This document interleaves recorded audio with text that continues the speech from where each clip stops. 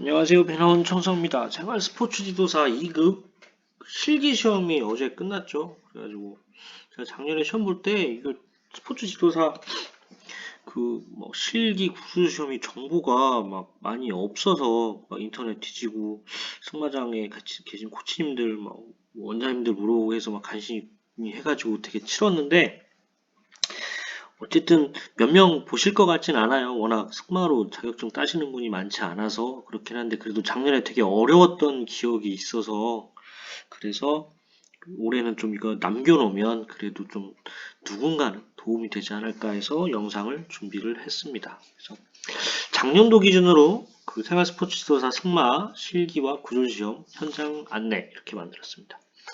우선적으로 이제 필기시험 가다바는 어제 나왔을 거예요. 국민체육진흥공단 체육지도사 누리집에 홈페이지에 그 시험 문제 정답란에 필기시험 문제 정답 여기에 정답이 나오고요. 지금 이의신청 기간이니까 어쨌든 지금 점수가 지금 거기서 받으셔서 채점을 해보시고 뭐 한두 개 차이로 애매하다 그럼 혹시라도 이의신청이 나중에 될 수 있으니까 이의신청을 하시든지 최종 나중에 이의신청이 반영이 된 정답이 다시 올라옵니다. 그때 거까지 확인하셔서 이제 감안하시면 좋을 것 같고요. 그 실기 구술 검정 계획 공지사항은 조만간 나올 겁니다. 작년에도 그 필기 보고 나서 며칠 안 있다 나왔고요. 작년 거 기준으로 설명드리면 전북 장수군에 있는 장수승마장 거기에서 시험을 봤고요. 제주대학교도 같이 시험 봅니다. 그래서 대부분 뭐 제주도에서 이제 뭐 배우시는 분들은 제주도 가시면 되겠고 이쪽 육지 쪽에서 하시는 분은 대부분 장수로 가시는데 저는 장수에서 시험 봤기 때문에 장수 기준으로 안내를 드릴게요. 작년에 6월 13일 날 봤어요. 그래가지고 이게 필기 시험이 작년도 한 4월 말쯤에 봤는데 갑자기 잡혀갖고 되게 재작년은 7월에 봤다고 했거든요. 근데 작년에는 6월 달에 봐서 좀 촉박하게 준비했던 기억이 납니다. 그래서 저는 2일차에 오후 시간에 응시를 했고요.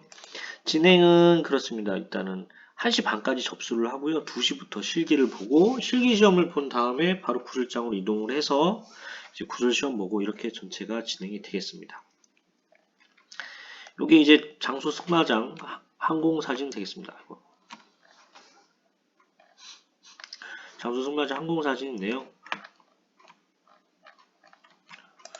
보시면은 여기다 주차를 하시고요. 여기가 마방이 되겠습니다. 마방이 되고 여기가 시험 보는 곳인데요.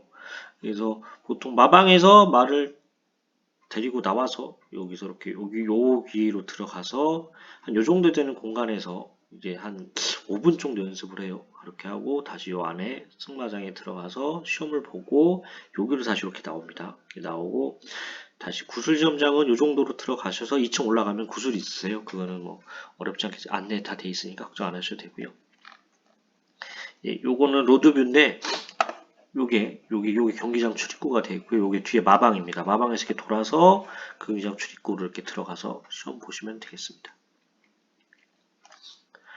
접수는 시간 돼서 장소 도착해서 기다리고 있으면 방송을 합니다. 그래서 접수할 때 10분쯤 확인하고 마장 사용료를 납부를 하는데요. 제 기억에 계좌이체를 받아줬던 걸로 기억합니다. 근데 뭐 번거로우시면 그냥 현금 3만원 가져가시는 걸 추천드립니다. 어차피 뭐 그 시험 볼 때는 승마복 입고 있잖아요. 주머니에 뭐 넣기도 그렇고 막 그래서 그러니까 그냥 신분증하고 현금 3만원 가지고 가셔가지고 접수하는 걸 추천하고요. 접수하는 순서 그대로 실기시험 보는 순서가 되고 그게 또 그대로 구슬 보는 순서가 됩니다. 그래서 뭐 자기가 자기 말 혼자 타시는 분은 아무 때나 접수 상관은 없는데 뭐 이후에 일정이 있으시다거나 아니면은 같은 말을 여러분들이 여러 명이 같이 말 한마리 갖고 시험을 보잖아요. 그럼 말 쉬는 시간을 감안해서 간격을 두어서 접수하시는 것을 추천드립니다. 참고로 저는 제가 말을 빌렸어요. 말을 빌려서 또 돈 내고 빌려서 거기서 이제 그날 말 타는 사람 중에 실력이라든가 뭐 컨디션 뭐 이런 거 말 컨디션 감안해서 너는 몇 번, 너는 몇 번, 너 몇 번 접수해라고 알려주셨어요. 그래서 저는 5번 접수하셔라 해서 5번으로 접수를 했고요. 그 접수하러 가면은 막 서로 1등 안 하려고 막 계단에 딱 줄 서 있고 막 그래요. 첫 번째로 안 하려고. 근데 이제 어쨌든 다 같은 업계에 계신 분들이고 다 마음은 이 경쟁하는 시험은 아니잖아요. 그렇기 때문에 먼저 하세요, 나중에 하세요 해가지고 서로가 자기가 이제 어쨌든 코치님들이나 누가 배정해 주시는 순번 이렇게 맞춰가면서 이렇게 접수를 다 했던 것 같아요. 그래서 자기 순번 앞에 세 번째 정도가 되면은 방송이 나오거나 연락이 옵니다. 그래서 보시면은 시험장 들어가기 전에 아까 보여드린 그 작은 공간, 제 기억에는 되게 작았던 걸로 기억이 돼요. 그래서 몸을 풀어줍니다. 그래서 들어가기 전에 거기서 그냥 간단하게 마장마술 그냥 이렇게 연습을 하고 뭐 심플스테인지 이런 거 한두 번 해보고 장애물을 넘어보고 제 생각에는 5분 정도였던 것 같아요. 그리고 거기 가면 제가 딱 말을 갖고 가면은 이미 다음에 들어갈 사람도 있고 뭐 제 뒤에 올 사람도 있고 해서 거기서 한 3마리 정도가 타요. 그래서 다른 분들에게 유의해서 연습을 해야 되는데 그래도 가장 많이 기회를 받는 사람은 다음에 들어갈 사람이잖아요. 그래서 그분들 같은 경우에는 막 직전에서 장애물도 넘어보고 합니다. 그래서 그런 거 좀 유의하셔서 배려해 드릴 거는 배려해 줘야 되고 본인이 이제 타야 될 건 타야 되는데 대부분 코치님들이 이제 승마장에서 같이 오시잖아요. 그분들끼리 대부분 업계 다 아시는 분들이라 서로 이렇게 순번도 조율하시고 이만저만한데 우리 장애물 한번 넘겠다 하면 다른 말도 좀 피해주고 막 이렇게 해서 조율해서 현장에서 잘 할 수 있습니다. 그래서 그 걱정 마시면 되고요. 그러고 검정장으로 들어갑니다. 아레나로 들어가는데 딱 들어가서 보면 규격들은 30 곱하기 60이에요. 그래서 장애물이 2개 설치되어 있고 그리고 공고문에는 검정장이 2개로 되어 있는데 하나만 돼 있어요. 생각해보니까 다 끝나고 생각을 해보니까 이게 승마로 생체 도전하시는 사람이 많지가 않아요. 그래서 뭐 하루 종일 뭐 오전 풀로 하고 오후 풀로 하고 뭐 그럴 수도 있는데 제가 둘째 날 마지막 그러니까 오후 타임이라 그랬던지 사람이 많지가 않았어요. 그래서 승마 업계가 생체 시험 보면 항상 느끼는 건데 승마 업계가 스포츠 업계에서는 되게 작구나 이런 생각하면서 좀 안타까운 마음을 좀 나중에 좀 들었습니다. 장애물 제 느낌입니다. 제 느낌은 첫 번째 장애물은 90이었고요. 두 번째 장애물은 1m였던 것 같아요. 제 느낌은 그래요. 근데 뭐 제가 탄 말이 워낙 큰 말이어서 그러니까 저는 연습할 때 했던 말하고 시합에서 뛰는 말하고 그러니까 연습하는 말이랑 시험 보는 말이랑 달랐어요. 어떻게 좀 상황이 안 돼가지고 시험 보는 말이 워낙 커가지고 좀 장애물이 작게 느꼈던 수는 있어요. 저는 제 생각에 처음엔 90, 두 번째 1m인 것 같았는데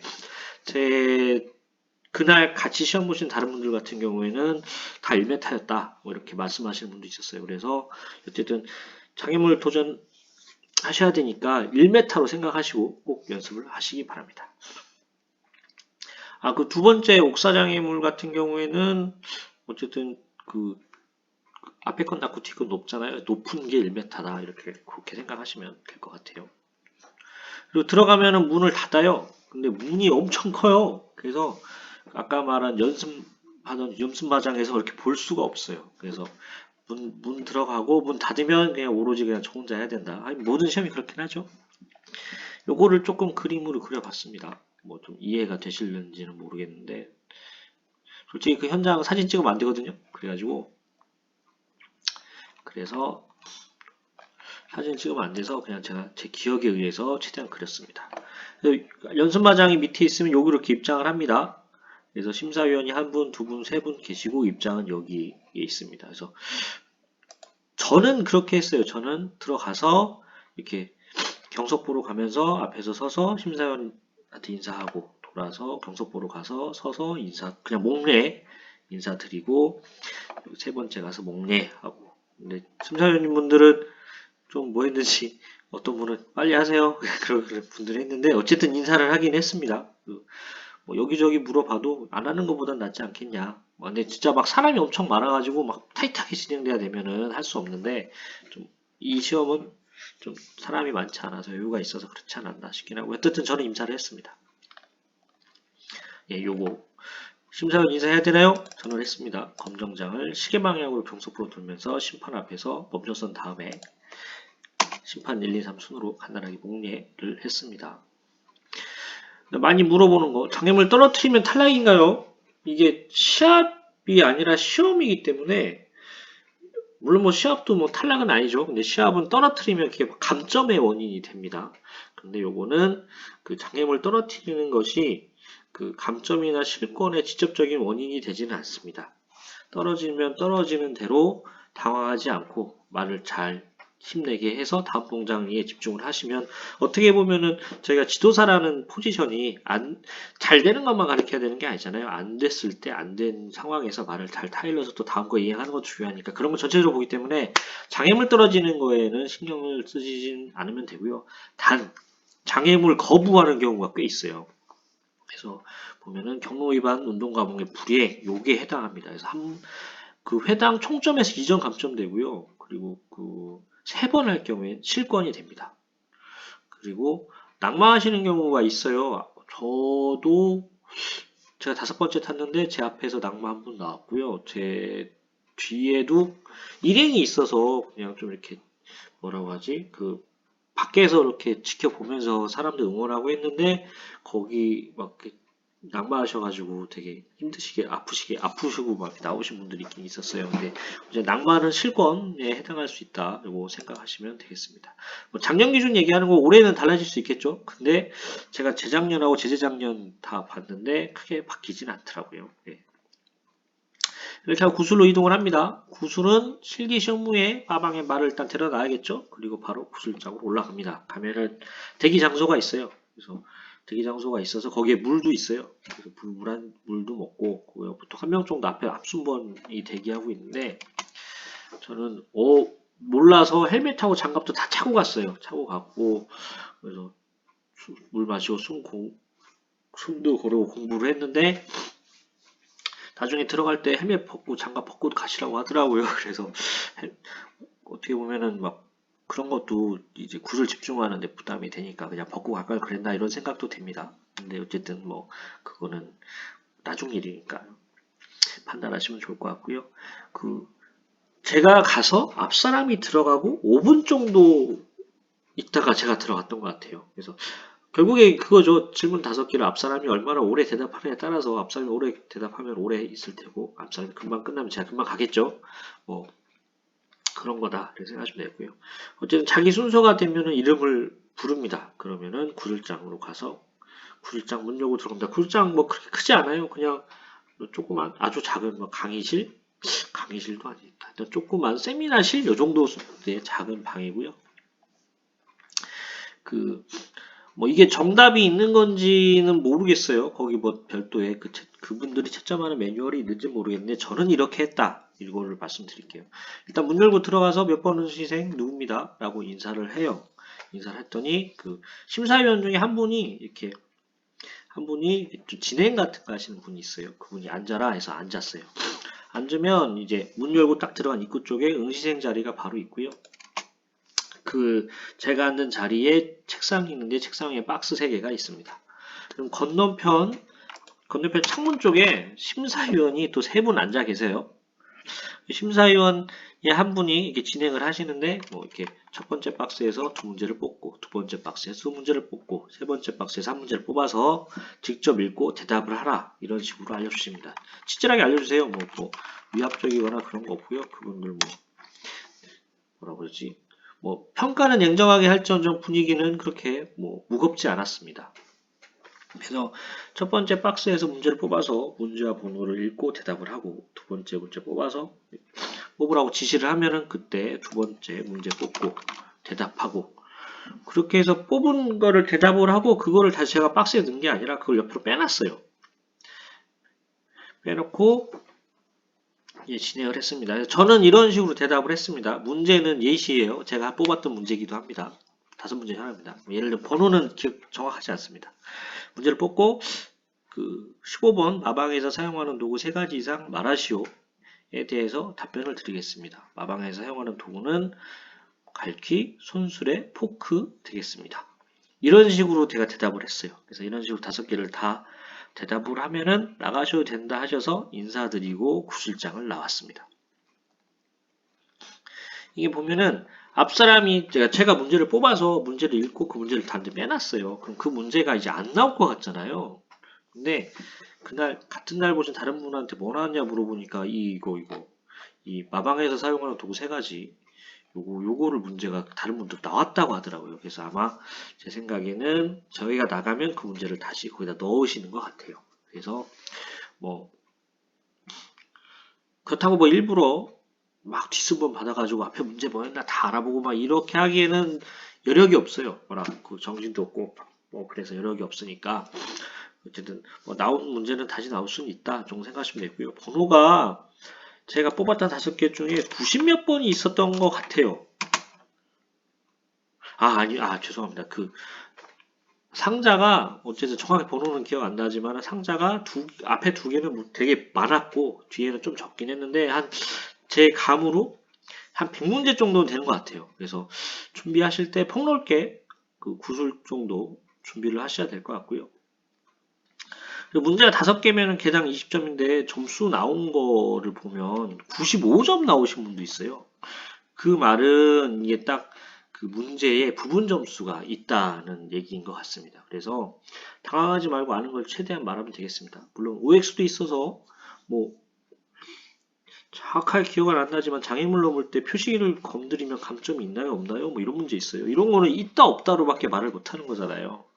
그러면은 이런 거는 뭐 yes 5니까 20점이 그냥 부분 점수가 없는데 아까 말한 뭐 3가지 이상 말해라 이런 거는 뭐 구보의 종류에 대해서 뭐 얘기하세요. 이런 거는 뭐 부분적으로 아는 것만이라 말할 수 있잖아요. 그러니까 뭐 한 가지라도 조금이라도 아는 거 있으면 무조건 다 말하는 게 유리합니다.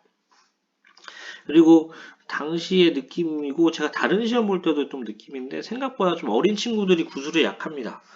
그래도 요새는 대학교나 이런 데서도 발표 수업도 많이 하고 막 그렇긴 한데 뭐 긴장감을 많이 느껴서 그런지 좀 구조에 약한 부분이 있어서 그런 것 좀 생각하셔서 준비를 하시면 어린 본인들이 좀 발표나 약하시다거나 좀 어린 친구들이라면 그런 거 준비하시면 좋을 것 같고요. 그리고 마장마술을 하고 와서 뭐 좀 쉬기도 하고 물도 먹었잖아요. 근데 뭐 솔직하게 말씀드리면은 거의 뭐 그 시험 볼 때, 시합할 때 집중해서 말을 타는 게 거의 이제 막 몇 달치 체력 다 끌어서 타잖아요. 그러니까 구슬 볼 때도 심장이 쿵쾅거리고 숨이 많이 찹니다. 그래서 막 말도 잘 안 나오고 그럴 수가 있는데 말을 천천히 해도 좋습니다. 분위기 이렇게 엄하지 않아요. 그래서 상당히 전 천천히 했는데 차분하게 이야기하는 게 좋을 것 같고요. 그리고 그 좀 보다 보면 그런 부분들이 있어요. 그 평가하시는 분들이 그 억양이나 뉘앙스 있잖아요. 이런 거 신경 쓰지 마세요. 저는 그런 것도 봤거든요. 제가 그 평가하시는 분들이 제가 답변을 했을 때 그거를 체크하는 걸 유심히 봤어요. 근데 일반적으로 생각을 하면은 뭐 O나 동그라미나 X나 뭐 아니면은 번호를 숫자를 적는다거나 이런 느낌 같은 게 그러니까 숫자가 보인다는 게 아니라 멀리서 이렇게 보면은 저 사람들이 글씨를 어떤 식으로 쓰는 것 같다라는 느낌이 보이거든요.